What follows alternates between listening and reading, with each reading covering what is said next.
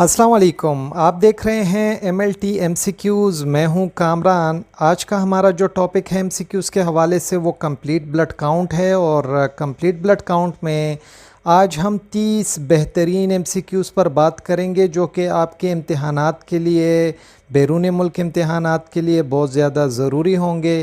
तो चलिए शुरू करते हैं अपने MCQs को। जो हमारा सबसे पहला MCQ है, कंप्लीट ब्लड काउंट जिसे CBC या FBC टेस्ट भी कहा जाता है, ये एक ऐसा टेस्ट है खून में किया जाने वाला जो कि किया जाता है इस मकसद के लिए कि आपके जिस्म की पूरी जितनी भी सेहत है उसके हवाले से जाना जाए और इसमें पता लगाया जाए मुख्तलिफ़ किस्म के ख़राबियों के हवाले से जो कि जिस्म में होती हैं, चाहे वो एनीमिया हो, चाहे वो ल्यूकीमिया हो और चाहे वो ब्लैंक हो। तो यहाँ पर ब्लैंक में एक ऑप्शन आता है, इसको आपने समझना है कि वो ऑप्शन हमारे पास क्या होगा।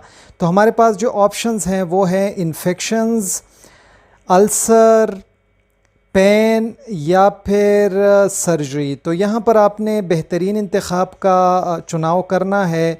तो यहाँ पर जो ऑप्शन हमारे पास ठीक है वो है इन्फेक्शंस। तो complete blood count CBC test में हम इन्फेक्शंस का पता भी लगा सकते हैं जिसकी वजह से हमारे जिस्म में काफ़ी सारी ख़राबियाँ जो हैं वो आ जाती हैं और उसका असर कंप्लीट ब्लड काउंट पर पड़ता है। MCQ नंबर 2 जो है, तो ब्लड सैंपल जो लिया जाता है कंप्लीट ब्लड काउंट के लिए, तो ये कौन सी ट्यूब में लिया जाता है, इस ट्यूब का रंग कैसा होता है या इस ट्यूब में क्या चीज़ होती है। तो देखते हैं इसके लिए ऑप्शंस को। हेपरीन वाली ट्यूब चाहिए होगी इसके लिए, ब्रेन हर्ट इन्फ्यूजन चाहिए होगा हमें, या EDTA वाली ट्यूब चाहिए होगी, या जेल वाली ट्यूब इसके लिए हमें चाहिए होगी। तो यहाँ पर जो ऑप्शन दुरुस्त है, कंप्लीट ब्लड काउंट टेस्ट के लिए जो ट्यूब हमें चाहिए होती है उस ट्यूब में हमारे पास होता है ऑप्शन नंबर 3, यानी कि इसमें EDTA होना चाहिए। तो इसका जो टेस्ट होगा तो वो फिर बेहतर तरीके से हो पाएगा। MCQ नंबर 3 में आप लोगों से पूछा जा रहा है कि जो वाइट ब्लड सेल होते हैं जिसे WBC भी कहा जाता है, इसको एक दूसरा नाम भी है, इसका वो दूसरा नाम क्या है। इसके लिए हमारे पास ऑप्शंस हैं, थ्रोम्बोसाइट्स इसे कहा जाता है, ल्यूकोसाइट्स इसे कहा जाता है, रेटिकुलोसाइट्स इसे कहा जाता है, या फिर इसे एरिथ्रोसाइट्स कहा जाता है। तो यहाँ पर जो जवाब दुरुस्त है, जो ऑप्शन दुरुस्त है वो है ऑप्शन नंबर 2, WBC या वाइट ब्लड सेल्स को ल्यूकोसाइट्स भी कहा जाता है। MCQ नंबर 4 में आप लोगों से पूछा जा रहा है कि नॉर्मल रेंज जो WBC की होती है तो वो कितने से लेकर कितने पर माइक्रोलीटर ऑफ ब्लड तक होती है। ऑप्शंस जो दिए गए हैं वो है 2000 से 4000 तक, या फिर 1000 से 6000 तक, 10,000 तक, या फिर 4000 से 11,000 तक। तो यहाँ पर जो ऑप्शन दुरुस्त है वो है ऑप्शन नंबर 4। नॉर्मल जो लेवल होता है रेंज खून में वाइट ब्लड सेल्स का होता है वो 4000 से 11,000 पर माइक्रोलीटर ऑफ ब्लड होता है WBC का। यहाँ पर जो MCQ नंबर 5 में आपसे पूछा जा रहा है वो है, जब WBC का लेवल बुलंद हो जाता है, नॉर्मल से ज़्यादा हो जाते हैं, तो इस हालत को क्या कहा जाता है। जब नॉर्मल लेवल से वाइट ब्लड सेल बढ़ जाते हैं तो इसको क्या कहा जाता है। ऑप्शन है हमारे पास, ल्यूकोपीनिया इसे कहा जाता है, ल्यूकोसाइटोसिस इसे कहा जाता है, पैनसाइटोपीनिया इसे कहा जाता है, या फिर इसे एग्रेनुलोसाइटोसिस कहा जाता है। तो यहाँ पर जो जवाब दुरुस्त है वो है ऑप्शन नंबर 2, इस हालत को ल्यूकोसाइटोसिस कहा जाता है। MCQ नंबर 6 में आप लोगों से पूछा जा रहा है कि जब WBC वाइट ब्लड सेल का लेवल नॉर्मल से कम पड़ जाता है, 4000 से नीचे आ जाता है, तो इस हालत को क्या कहते हैं। हमारे पास ऑप्शंस हैं, साइटोपीनिया इसे कहा जाता है, या ग्रेनुलोसाइटोसिस इसे कहा जाता है, ल्यूकोपीनिया इसे कहा जाता है, या फिर इसे थ्रोम्बोसाइटोसिस कहा जाता है। तो जो ऑप्शन यहाँ पर दुरुस्त है वो है ऑप्शन नंबर 3, इस हालत को ल्यूकोपीनिया कहा जाता है जिसमें WBC 4000 से कम हो जाते हैं, नॉर्मल से कम पड़ जाते हैं। MCQ नंबर 7 में आप लोगों से पूछा जा रहा है कि वो कौन से इन्फेक्शन हैं جو وائٹ بلڈ سیل کی کمی کا باعث بنتے ہیں، جس کی وجہ سے وائٹ بلڈ سیل کی تعداد خون میں کم پڑ جاتی ہے۔ تو اس انفیکشن کے متعلق آپ سے پوچھا جا رہا ہے نیچے دیے گئے آپشنز میں۔ تو یہاں پر آپشن دیا گیا ہے ایڈز، ہیپیٹائٹس، ٹیوبرکلوسز یا پھر کولرا۔ یہاں پر ان آپشنز میں سے آپ نے ایک آپشن کو سلیکٹ کرنا ہے کہ وہ کون سا آپشن ہے جس کی وجہ سے وائٹ بلڈ سیل کی تعداد کم ہو جاتی ہے خون میں۔ تو یہاں پر جو درست جواب ہے وہ ہے جناب آپشن نمبر 1، ایڈز یا HIV ایک ایسا انفیکشن ہے جس کی وجہ سے وائٹ بلڈ سیل جو ہیں وہ کم پڑ جاتے ہیں، ڈیکریز ہو جاتے ہیں۔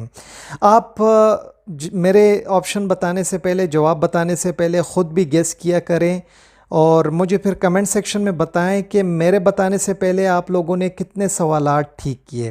تو یہاں پر MCQ نمبر 8 جو ہے وہ کون سا میڈیسن ہے جس کی وجہ سے جو وائٹ بلڈ سیل کاؤنٹ ہے، WBC ہے، اس میں خون میں اس کی تعداد بڑھ جاتی ہے۔ یعنی جب وہ آپ میڈیسن آپ یوز کرو گے، نیچے دیے گئے آپشنز میں آپ کو ایک خاص قسم کا میڈیسن بتایا جائے گا، تو وہ کون سا میڈیسن ہے جس کے استعمال کرنے سے وقتی طور پر جو وائٹ بلڈ سیل ہیں اس کی تعداد بڑھ جاتی ہے۔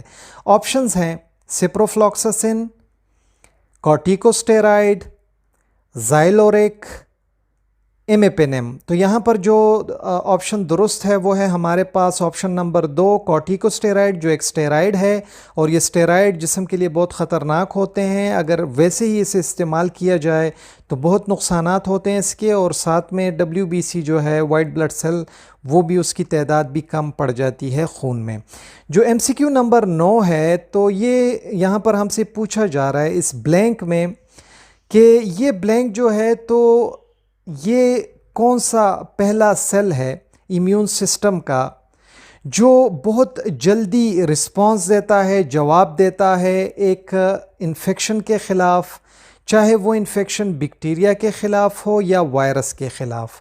تو اس بلینک میں وہ چیز کون سی ہے نیچے دیے گئے آپشنز میں آپ کو بتایا جائے گا جو کہ بیکٹیریل یا وائرل انفیکشنز میں سب سے پہلے نمودار ہوتا ہے، سب سے پہلے پیدا ہوتا ہے مدد کے لیے، جسم کو حفاظت کے لیے۔ تو وہ کون سا آپشن درست ہوگا؟ آپشنز ہیں بیزوفل، یوسینوفلز، یہاں پر مونوسائٹس یا پھر نیوٹروفل۔ تو یہاں پر جو جواب درست ہے وہ ہے آپشن نمبر 4، نیوٹروفلز ایسے سیلز ہوتے ہیں جو سب سے پہلے نمودار ہوتے ہیں، سب سے پہلے بنتے ہیں بیکٹیریل اور وائرل انفیکشنز کے خلاف لڑنے کے لیے۔ یہاں پر MCQ نمبر 10 میں پوچھا جا رہا ہے کہ اس بلینک میں جو پرائمری سیل ہوتا ہے وہ کون سا ہوتا ہے جو پس میں موجود ہوتا ہے، یعنی جب بھی جسم میں پس بنتا ہے تو اس میں سب سے پہلا سیل کون سا ہوتا ہے۔ نیچے دیے گئے آپشنز میں جو آپشنز دیے گئے ہیں وہ ہیں ہمارے پاس نیوٹروفل، لمفوسائٹ، یوسینوفل یا پھر مونوسائٹ۔ تو یہاں پر جو آپشن درست ہے وہ ہے آپشن نمبر 1، نیوٹروفل وہ واحد سیل ہوتا ہے جو پس فارمیشن میں سب سے پہلا سیل ہوتا ہے جو پایا جاتا ہے۔ MCQ نمبر 11 میں پوچھا جا رہا ہے کہ نیوٹروفل کی جو زندگی ہے تو وہ کتنے گھنٹے کی ہوتی ہے انسان کے خون میں۔ تو نیچے دیے گئے آپشنز میں جو آپشنز ہیں وہ ہے 24 گھنٹے، 100 گھنٹے، 80 گھنٹے یا پھر 8 گھنٹے۔ تو یہاں پر جو آپشن درست ہے وہ ہے آپشن نمبر 4، جو نارمل زندگی ہوتی ہے نیوٹروفل کی جب یہ بون میرو سے آتے ہیں ہمارے خون میں تو اس کی زندگی 8 گھنٹے کی ہوتی ہے، 8 گھنٹے بعد یہ پھر ختم ہو جاتے ہیں۔ MCQ نمبر 12 میں پوچھا جا رہا ہے کہ جو نارمل رینج ہے نیوٹروفل کی تو وہ کتنے فیصد تک ہوتی ہے۔ تو یہاں پر آپشنز میں بتایا گیا ہے 70%، 90%، 20% یا پھر یہ 45% تک ہوتے ہیں۔ تو جو آپشن درست ہے وہ ہے آپشن نمبر 1، خون میں اس کا نارمل جو پرسنٹیج ہوتا ہے، جو فیصدی ہوتی ہے وہ 70% تک یہ ہوتے ہیں۔ MCQ نمبر جو 13 ہے ہمارے پاس، تو اگر نیوٹروفل کی تعداد نارمل سے زیادہ ہو جائے یعنی 70% سے زیادہ ہو جائے تو اس حالت کو کیا نام کہا جاتا ہے؟ اس حالت کے لیے کون سا نام لیا جاتا ہے؟ تو آپشنز ہیں ہمارے پاس نیوٹروسائٹوسس، न्यूट्रोपिनिया, न्यूट्रोफिलिया या फिर इसे कहा जाता है न्यूट्रोसाइटोपिनिया। तो जो ऑप्शन दुरुस्त है वो है ऑप्शन नंबर 3। इस हालत को न्यूट्रोफिलिया कहा जाता है। 14 नंबर एमसीक्यूज़ में हमसे पूछा जा रहा है कि लिम्फोसाइट की नॉर्मल रेंज कितनी होती है, खून में कितने फ़ीसद तक ये नॉर्मल होते हैं। तो ऑप्शंस हैं 50%, 70%, 15% या फिर 40%। तो जो ऑप्शन दुरुस्त है वो है ऑप्शन नंबर 4। खून में इसका नॉर्मल लेवल 40% तक होता है। जो एमसीक्यू नंबर 15 है उसमें पूछा जा रहा है कि नीचे दिए गए डब्ल्यूबीसी के अक़साम में से पैरासिटिक इन्फेक्शन में कौन सी किस्म बढ़ जाती है डब्ल्यूबीसी की। तो यहाँ पर जो ऑप्शंस हैं वो है लिम्फोसाइट्स, ब्लास्ट सेल्स, यूजिनोफिल्स या फिर इसे कहा जाता है मैक्रोफेजेस। तो जो ऑप्शन यहाँ पर दुरुस्त है वो है जनाब यूसिनोफिल्स, ऑप्शन नंबर 3। ये डब्ल्यूबीसी के अक़साम में से ऐसी किस्म है यूसिनोफिल्स जो पैरासिटिक इन्फेक्शंस में बढ़ जाते हैं। जो एमसीक्यू नंबर 16 में हमसे पूछा जा रहा है वो है कि मोनोसाइट जब तब्दील होता है टिश्यूज़ में, ठीक है, तो इस ब्लैंक में उसके लिए कौन सा नाम लिया जाता है। तो जब ये टिश्यूज़ में आते हैं तो इसका नाम तब्दील हो जाता है और वहाँ पर फिर ये डेड सेल्स को, मरे हुए सेल्स को ये खाता है। तो जो ऑप्शंस दिए गए हैं वो है यूसिनोफिल इसे कहा जाता है, मैक्रोफेजेस इसे कहा जाता है, रेटिकुलोसाइट इसे कहा जाता है या फिर रेड ब्लड सेल इसे कहा जाता है। तो जो ऑप्शन यहाँ पर दुरुस्त है वो है ऑप्शन नंबर 2। मोनोसाइट जब टिश्यूज़ में आता है तो फिर इसे मैक्रोफेजेस या मैक्रोफेज कहा जाता है। जो एमसीक्यू नंबर 17 है उसमें पूछा जा रहा है कि जो नॉर्मल रेंज है मोनोसाइट की तो वो खून में कितनी फ़ीसद होती है।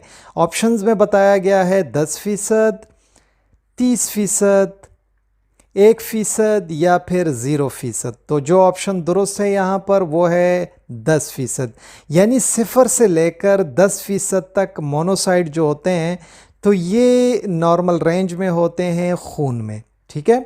एमसीक्यू नंबर 18 में पूछा जा रहा है कि नीचे दिए गए मेडिकल कंडीशन में एक ऐसी हालत में जो रेड ब्लड सेल होते हैं तो इसकी तादाद बढ़ जाती है। नीचे दिए गए ऑप्शंस में कुछ हालतें दी गई हैं, आपने पता लगाना है कि वो कौन सी हालत है जिसमें रेड ब्लड सेल की जो तादाद है वो बढ़ जाती है। ऑप्शंस हैं प्रेगनेंसी में, थायराइड की ख़राबी में, पॉलीसाइथीमिया वेरा में या फिर ग़िज़ाइयत की कमी में जिसे माल न्यूट्रिशन कहा जाता है। तो यहाँ पर जो ऑप्शन दुरुस्त है वो है ऑप्शन नंबर 3, यानी पॉलीसाइथीमिया वेरा एक ऐसी बीमारी है, एक ऐसी मेडिकल कंडीशन है जिसमें रेड ब्लड सेल नॉर्मल से बढ़ जाते हैं और हीमोग्लोबिन भी नॉर्मल से बढ़ जाता है। एमसीक्यू नंबर 19 में हमसे पूछा जा रहा है कि यहाँ पर ब्लैंक में एक टेस्ट है, उस टेस्ट का आपने बताना है कि ये इस्तेमाल होता है रेड ब्लड सेल्स के मेजरमेंट के लिए, रेड ब्लड सेल की पैमाइश के लिए। तो उस टेस्ट का क्या नाम है खून में। तो यहाँ पर ऑप्शन बताए गए हैं प्लेटलेट, डब्ल्यूबीसी, आरडीडब्ल्यू या फिर हेमेटोक्रिट। यहाँ पर जो ऑप्शन हमारे पास दुरुस्त है वो है ऑप्शन नंबर 4। हेमेटोक्रिट एक ऐसा टेस्ट है, इसकी मदद से हम रेड ब्लड सेल का पता भी लगा सकते हैं खून में। जो एमसीक्यू नंबर 20 है उसमें पूछा जा रहा है कि जो नॉर्मल रेंज होती है हेमेटोक्रिट की या फिर इसे पीसीवी भी कहा जाता है, पैक्ड सेल वॉल्यूम, तो एडल्ट में, जवान मर्द में कितने फ़ीसद से लेकर कितने फ़ीसद तक नॉर्मल होता है। तो ऑप्शंस यहाँ पर जो बताए गए हैं वो है 50 से 60% तक, 10 से 20% तक, 11 से 22% तक या फिर 38 से 50% तक। तो जो ऑप्शन दुरुस्त है वो है ऑप्शन नंबर 4, 38 से 50% तक हेमेटोक्रिट या पीसीवी का नॉर्मल लेवल होता है एक जवान मर्द में। एमसीक्यू नंबर 21 में पूछा जा रहा है कि जो मीन कर्पस्कुलर वॉल्यूम होता है तो ब्लैंक में यहाँ पर एक ऑप्शन आता है, तो रेड ब्लड सेल्स के लिए ये इस्तेमाल होता है ये ऑप्शन कि रेड ब्लड सेल में ऐसी क्या चीज़ है जिसकी वजह से मीन कर्पस्कुलर वॉल्यूम के मुतालिक जाना जाता है। तो ऑप्शंस हैं डायमीटर या फिर न्यूक्लियस, एवरेज साइज़ या फिर हीमोग्लोबिन। तो यहाँ पर जो ऑप्शन दुरुस्त है वो है ऑप्शन नंबर 3, यानी मीन करपस्कुलर वॉल्यूम जो है, इसमें रेड ब्लड सेल का एवरेज साइज़ जो है, हर एक रेड ब्लड सेल का एवरेज साइज़ का पता हम लगा सकते हैं मीन करपस्कुलर वॉल्यूम से। एमसीक्यू नंबर 22 में है कि जो नॉर्मल एमसीवी होती है तो वो कितने से कितने फेम्टोलीटर तक होती है नॉर्मल बंदे में। तो जो ऑप्शंस हैं वो है 50 से 60 फेम्टोलीटर तक, 100 से 110 फेम्टोलीटर तक, 80 से 96 फेम्टोलीटर तक और 10 से 15 फेम्टोलीटर तक। तो जो ऑप्शन दुरुस्त है वो है ऑप्शन नंबर 3। इसका जो नॉर्मल लेवल होता है एमसीवी का वो 80 से 96 फेम्टोलीटर होता है एक नॉर्मल बंदे में। एमसीक्यू नंबर 23 में पूछा जा रहा है कि जो एमसीएच होता है तो इसकी जब हम डिफिनीशन करते हैं तो हम कहते हैं कि हम एवरेज जो मकदार है, ठीक है, उसका हम ब्लैंक में पता लगाते हैं, मौजूद होता है एक रेड ब्लड सेल में। तो इस ब्लैंक में क्या चीज़ आएगी, यानी एमसीएच की अगर हम डिफिनीशन करते हैं तो हम कहते हैं कि average quantity of blank present. तो यहाँ पर क्या चीज़ इस ब्लैंक में आएगी? ऑप्शंस हैं हमारे पास प्लेटलेट, हेमोग्लोबिन, WBC या फिर रेड ब्लड सेल। तो यहाँ पर जो ऑप्शन दुरुस्त है वो है ऑप्शन नंबर 2, हीमोग्लोबिन। यानी एवरेज जो मकदार है हीमोग्लोबिन की, तो इसका जब हम पता लगाते हैं हर एक रेड ब्लड सेल में तो हम कहते हैं कि ये MCH हुआ, इसलिए इसे मीन सेल हीमोग्लोबिन कहा जाता है। तो यहाँ पर जो MCQ नंबर 24 में पूछा जा रहा है वो MCH के नॉर्मल रेंज के हवाले से है कि इसका नॉर्मल रेंज कितने से कितने पिकोग्राम्स तक होता है। ऑप्शंस हैं हमारे पास 55 से 75 पिकोग्राम तक, 27 से 32 पिकोग्राम तक, 1 से 2 पिकोग्राम तक या फिर 35 से 38 पिकोग्राम तक। तो जो ऑप्शन दुरुस्त है वो है ऑप्शन नंबर 2। जो MCH का नॉर्मल लेवल होता है वो 27 से 32 पिकोग्राम तक होता है। MCQ नंबर 25 में हमसे पूछा जा रहा है कि MCHC जो है तो इससे हम कैसे पता लगाते हैं, इसकी डिफिनीशन हम कैसे करते हैं कि एवरेज अमाउंट जो होती है, एवरेज मकदार जो होती है हीमोग्लोबिन की, तो वो इनसाइड सिंगल ब्लैंक के हम पता लगाते हैं। ऐसा कौन सा सेल है जिसके अंदर हम MCHC का पता लगाते हैं और पता लगाने के लिए हम एवरेज मकदार जो है हीमोग्लोबिन की उसका पता लगाते हैं उस सेल के अंदर। तो जो ऑप्शंस हैं वो हैं हमारे पास RBC, WBC, रेटेक या फिर प्लेटलेट। तो यहाँ पर जो ऑप्शन दुरुस्त है वो है ऑप्शन नंबर 1, यानी RBC ऐसा सेल होता है। हर एक RBC के अंदर हम जो एवरेज मकदार होती है हेमोग्लोबिन का उसका जब हम पता लगाते हैं तो इसको कहा जाता है mean cell haemoglobin concentration. MCQ number 26 में हमसे पूछा जा रहा है कि जो रेड सेल डिस्ट्रीब्यूशन विथ होता है RDW खून में, तो ये हमारे पास पैमाइश करता है रेड ब्लड सेल के तादाद की, उसमें वेरिएशन का पता हमें देता है ब्लैंक से लेकर ब्लैंक तक। तो ऑप्शन यहाँ पर है हमारे पास colour and appearance, volume and size, weight and numbers, count and size. तो यहाँ पर जो ऑप्शन दुरुस्त है वो है ऑप्शन नंबर 2, यानी ये हमें वॉल्यूम और साइज़ के मुतालिक बताता है रेड सेल डिस्ट्रीब्यूशन विथ। जब हम खून में पैमाइश करते हैं रेड ब्लड सेल के वेरिएशंस की, यानी कि रेड ब्लड सेल्स में कोई तब्दीलियां आई हैं, कहाँ पर आई हैं, वॉल्यूम में या साइज़ में। MCQ नंबर 27 में हमसे पूछा जा रहा है कि जो हाई MCV होती है और अगर उसके साथ RDW हाई आ रहा हो तो ये कुछ एनीमियाज़ में इस तरह से होता है कि उसमें MCV और RDW दोनों हाई हो जाते हैं। तो उन एनीमियाज़ को क्या कहा जाता है? ऑप्शंस हैं मैक्रोसिटिक, माइक्रोसिटिक। यहाँ पर जो ऑप्शन दुरुस्त है वो है मैक्रोसिटिक, यानी MCV और RDW अगर हाई हो जाते हैं तो ये मैक्रोसिटिक एनीमिया होगा।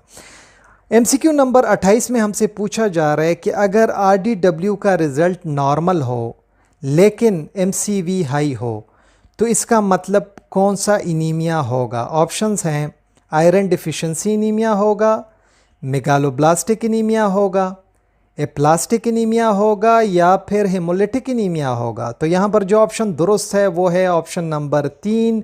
एप्लास्टिक एनीमिया में जो एमसीवी होगा वो हाई होगा और जो आरडीडब्ल्यू का रिज़ल्ट होगा वो नॉर्मल होगा।